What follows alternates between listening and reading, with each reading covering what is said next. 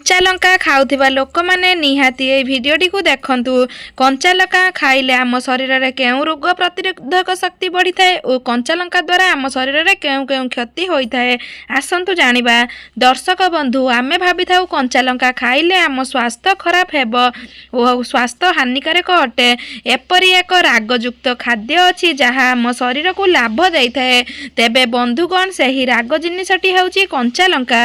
आमे कंचा लंका तो निहाती खाई थाउ किंतु खाली पेटरे खाइबा ना खाद्य सहित खाइबा द्वारा की प्रकार लाभ मिली थाए और शरीर रे केउ सबु रोग वृद्धि पाइबो। तेबे आपण जानिले आश्चर्य हेबे एही कंचा लंका खाइले कौनसी रोग दूर हेबो। सेथि पई प्रत्येक दिन खाली पेटरे कंचा लंका खाइबा दरकार।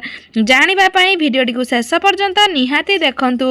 आम चैनल रे नुआ थिले सब्सक्राइब गुटे निहाती करी वीडियो को कमेंट गुटे निहाती दियंतु जहा द्वारा आपण जानि परिबे कंचा लंका खाइले लाभ उपकारिता विषय रे। जदि आपण कंचा लंका को खाली पेटरे बा खाद्य सहित खाउछंती तेबे शरीर को बहुत मात्रा रे पुष्टि सबु मिली थाए जेउथिरे vitamin A B C iron protein potassium carbohydrate भली अनेक प्रकार विटामिन मिली थाए।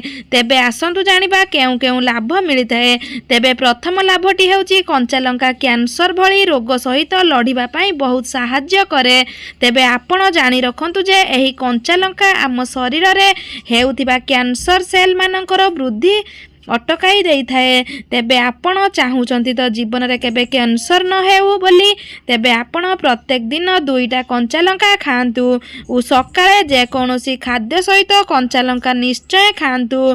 एहा हार्ट जनित रोग प्रतिरोधक शक्ति बढ़ाई थाए और पुरुष माननकु केबे प्रोस्टेट कैंसर केबे होई न थाए। कंचा लंका पुरुष माननको प्रोस्टेट कैंसर ठारू मध्य दूरेई देई थाए।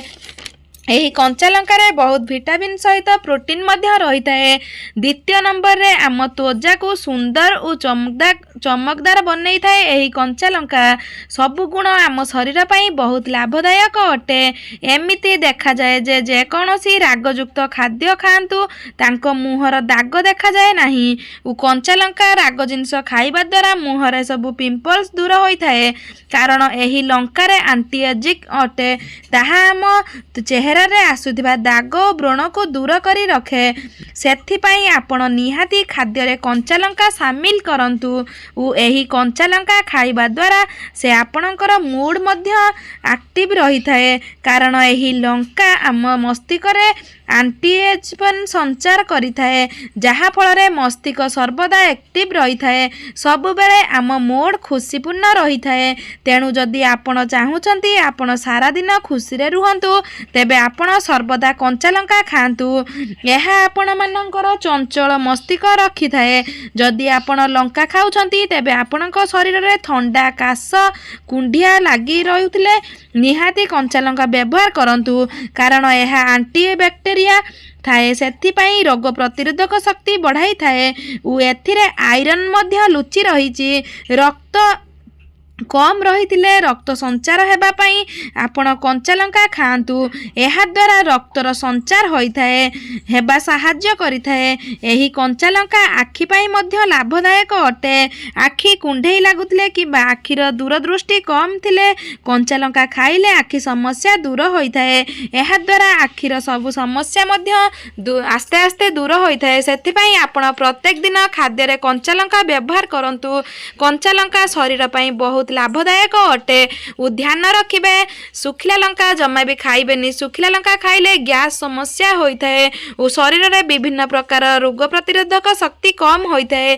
सेथि पई आपण केबे हेले सुखिला लंका खाद्य रे व्यवहार करंतु नाही। सब बेले ध्यान रखिबे कंचा और फ्रेश लंका खाइबा पई। एहा द्वारा आपणक शरीर रे एही सब रोग जनित समस्या दूर हेबो। वीडियो रे जे कोनोसी रोग जनित समस्या कुहा जायछि आपण जदि सबुदिने खाइबार कंचा लंका 2 ରୁ 4टा खाएंती ताहले आपणकर एही सब रोग समस्या दूर होई थाए। तेणु आपण माने ध्यान देबे कंचा लंका प्रत्येक दिन खाद्य रे शामिल करिबा पई। एहा द्वारा आपण सुस्थ सबल रहिबे और आपणकर रोग प्रतिरोधक शक्ति मध्य बढ़िबारे लागि थाए। सेथि पई आपण प्रत्येक दिन खाद्य रे कंचा लंका खांतु। कंचा लंका खाइबा द्वारा शरीर में जेकोसी रोग ठीक होता है। ता द्वारा कुंडेइबा समस्या किंबा आखि को देखा जाऊ नथिबा समस्या और हार्ट समस्या सब दूर होता है। सेथिपई आपण दयाकरी कंचा लंका को खाइबारे सामिल करंतु। मन रखिबे सुखिला लंका केबेहेले खांतु नाही, यह स्वास्थ्य पक्षे क्षतिकारक होता है और गैस समस्या जनित रोग मध्य बढ़ाइबारे सहाय्य करिथाए। सेथिपई आपण सुखिला लंका व्यवहार करंतु नाही, सब बेले कंचा और ताजा लंका खाइबा पई चेष्टा करंतु। सब बेले मन रखंतु खाद्य खाइबा समय ही लंका खांतु। पारिबे जदि खाली पेटरे मध्य लंका खाई परिबे, किंतु यह खाइबा तो पॉसिबल नुहे। सेथिपई आपण खाद्य रे लंका खाइबा को चेष्टा करंतु। लंकार सब उपकारिता आपण माने तो जानिले। तो वीडियोटी केमिति लागिला कमेंट बॉक्स रे निहाती जणैबे। आ जदि आम वीडियोटी आपण मानकु पसंद आसी थाए ताहाले आम चैनल टी को सब्सक्राइब कर दियंतु। आ पाखरे आस्तबा बेल नोटिफिकेशन को ऑन कर दियंतु, जहा द्वारा हमर सर्वप्रथम वीडियो आपण माने देखि परिबे।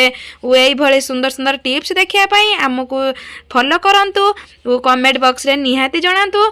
रहुचु नमस्कार, जय जगन्नाथ। पुणी देखाबो आ गुटे नुआ वीडियो रे। जय जगन्नाथ। ओम नमः शिवाय।